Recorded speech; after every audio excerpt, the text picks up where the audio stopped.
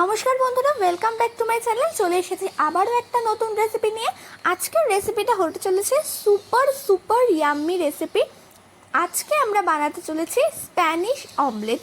Spanish omelette বানানোর জন্য প্রথমেই আমরা একটা পেঁয়াজ নিয়ে নিয়েছি, সেটাকে এই রকম করে টুকরো করে হ্যান্ড চপারে দিয়ে দিচ্ছি। এইবার এটাকে কুচি কুচি করে নেব।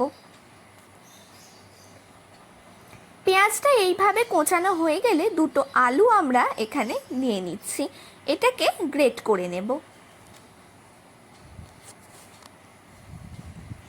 এরপর একটা বাটিতে আমরা দুটো ডিম ফাটিয়ে নিচ্ছি। আপনারা চাইলে এখানে দুটোর বেশি ডিম অবশ্যই ব্যবহার করতে পারেন।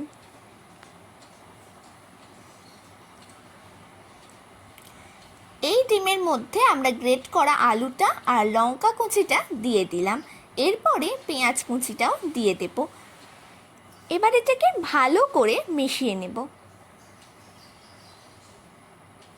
এটাকে মেশানো হয়ে গেলে আমরা দিয়ে দেব এতে কিছুটা পরিমাণ চাট মশলা, আর দিয়ে দেব স্বাদ মতো নুন। এখানে যেহেতু আলুটা বেশি আছে তাই নুনটা একটু বেশি পরিমাণেই লাগবে। এরপরে দিয়ে দেব লঙ্কা গুঁড়ো। ওদিকে আমরা ইন্ডাকশানটাকে জ্বালিয়ে নিচ্ছি এবং একটু লোতে করে দিচ্ছি। লোতে করে দেওয়ার পর এতে আমরা সর্ষের তেল দিয়ে দেব গরম হওয়ার জন্য। এরপর এটাকে তেলের মধ্যে দিয়ে ভালো করে স্প্রেড করে দেব।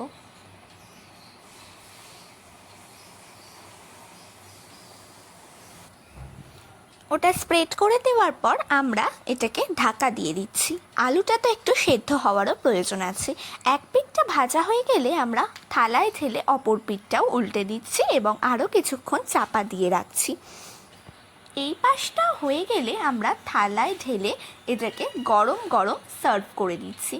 এটা কিন্তু খুবই একটা পেট ভরানোর মতো খাবার হয়েছে। আপনারা যদি এটাকেও পুরোটা খান তাহলে কিন্তু আর কিছু খাওয়ার প্রয়োজনই পড়বে না। রেসিপিটা কেমন লাগলো সেটা অবশ্যই কমেন্ট করে জানাবেন। ধন্যবাদ।